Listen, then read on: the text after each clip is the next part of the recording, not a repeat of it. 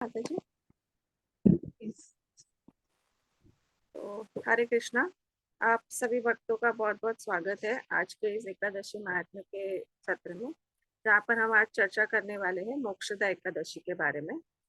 तो मोक्षदा एकादशी जो है मार्गशीर्ष महीने के शुक्ल पक्ष में जो आती है एकादशी, उसे मोक्षदा एकादशी के नाम से जाना जाता है।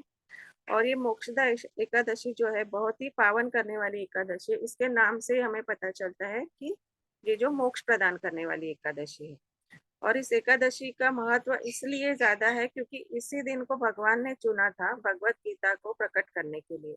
तो इसी दिन भगवान ने एकादशी जो है ये भगवत गीता जो है अर्जुन को सुनाई। तो इससे इसका महत्व और भी बढ़ जाता है। और ब्रह्मांड पुराण में इस ब्रह्मांड पुराण के अनुसार युधिष्ठिर महाराज भगवान श्री कृष्ण को प्रश्न करते हैं कि हे मधुसूदन, ये जो मार्गशीर्ष महीने के शुक्ल पक्ष में जो एकादशी आती है उसका महात्म्य क्या है, आप मुझे बताइए। तो जब भगवान श्री कृष्ण ये प्रश्न सुनते हैं तो वो कहते हैं कि हे युधिष्ठिर, आपने बड़ा ही उत्तम प्रश्न किया है। इसका मैं आपको वर्णन करता हूँ। तो उसमें भगवान आगे बताते हैं कि ये जो मार्गशीर्ष एकादशी है, ये जो मार्गशीर्ष महीने के शुक्ल पक्ष में जो एकादशी आती है, इसे मोक्षदा एकादशी के नाम से जाना जाता है। और ये एकादशी इतनी सशक्त है कि अगर कोई भी व्यक्ति इस एकादशी का बड़ी श्रद्धा से पालन करता है तो उसके सारे ही पाप नष्ट हो जाते हैं। और और उसे आगे उनके आगे की सारी पीढ़ियों को मोक्ष मोक्ष की प्राप्ति होती है।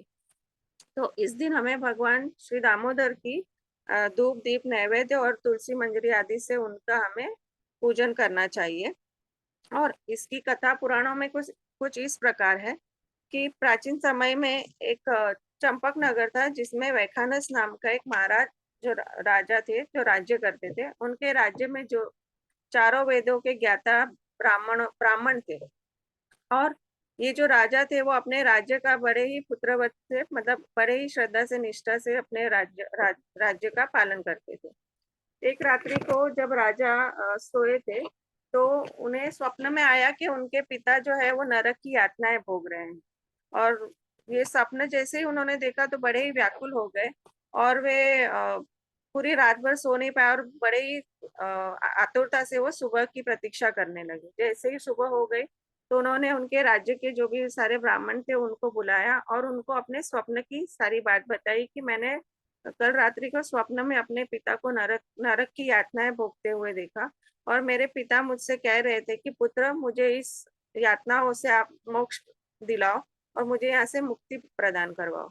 तो वो ब्राह्मणों से कहते हैं कि अभी इसके लिए मुझे क्या करना चाहिए, कोई ऐसा व्रत, कोई दान या कोई तप करना चाहिए जिससे मैं मेरे पिता को मोक्ष दिला पाऊं।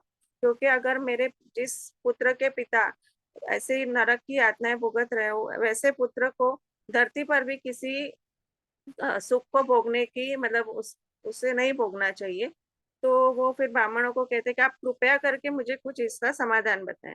तो सारे ब्राह्मण जो है वो अपना आपस में विचार विमर्श करते हैं और एक मत होकर कहते हैं राजा से कि आप इस इसके निवारण के लिए आप एक जो सारे ही, मतलब वर्तमान भूत भविष्य के जो ज्ञाता है, पर्वत मुनि नामक एक ऋषि है, आप उनके पास जाइए। और वो यहाँ से काफी दूर नहीं, नजदीक ही रहते हैं। आप उनके पास जाइए और आप उनसे आप इस विषय में बात करिए।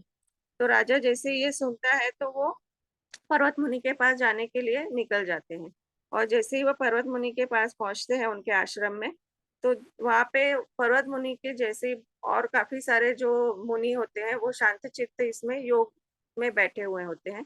और जैसे ही वो देखते हैं पर्वत मुनि को तो वो उन्हें दंडवत प्रणाम करते हैं और उन्हें कहते हैं कि मैं अपने यहाँ पे एक दुख का निवारण के लिए आया हूँ। तो पर्वत मुनि से वो अपने स्वप्न की सारी बात कहते हैं और उन्हें कहते हैं कि मैंने अपने पिता को जो नरक की यातनाएं भोगते हुए देखा है, तो मुझे इसके निवारण हेतु आप कुछ बताइए रास्ता कि मैं क्या करूं।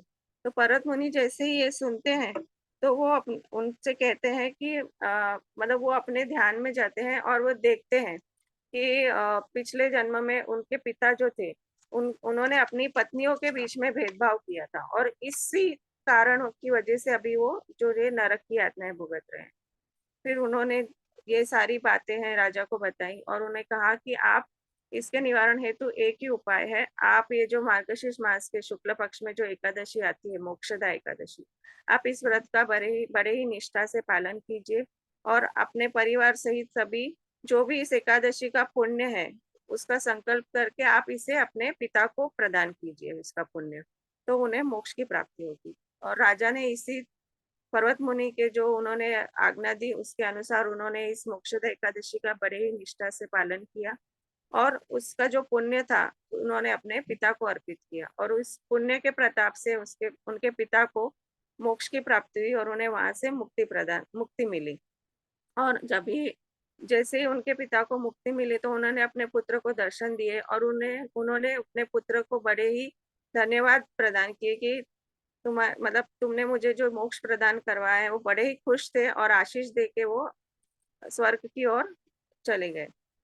तो इस प्रकार आगे भगवान बताते हैं कि जो भी मनुष्य इस मार्गशीर्ष मास के जो शुक्ल पक्ष की एकादशी का उपवास करते हैं उनके सभी पाप नष्ट हो जाते हैं और इस उपवास से और कोई भी उत्तम उपवास नहीं है, क्योंकि इससे हमें मोक्ष तो प्रदान करता ही है, लेकिन जो ये भगवान को अति प्रिय तिथि है तो इससे हमें भक्ति में भी आगे बढ़ने के लिए हमें अवसर मिलता है। तो हमें अवश्य ही सारी एकादशियों का हमें पालन करना चाहिए और आज की जो एकादशी है उस एकादशी में हमें ज्यादा से ज्यादा भगवान के नाम का जप करना चाहिए और भक्तिमय कार्यों में लगना चाहिए। और आज का जो एकादशी है उस दिन हमें भगवत गीता का पठन अवश्य ही करना चाहिए, क्योंकि भगवत गीता आज ही भगवान ने अर्जुन को सुनाई थी, तो हमें इसका ज्यादा नहीं कर सकते तो एक या दो श्लोक तो कम से कम पढ़ने ही चाहिए आज के दिन। और इसके साथ साथ हमें किसी को भगवत गीता का दान भी आज करना चाहिए, तो इससे हमें और सुकृति मिलेगी। तो मैं सभी से प्रार्थना करती हूँ कि हम सब भी इस एकादशी का बड़े ही निष्ठा से पालन करें और आप सभी को मोक्षदा एकादशी की बहुत बहुत शुभकामनाएं। धन्यवाद।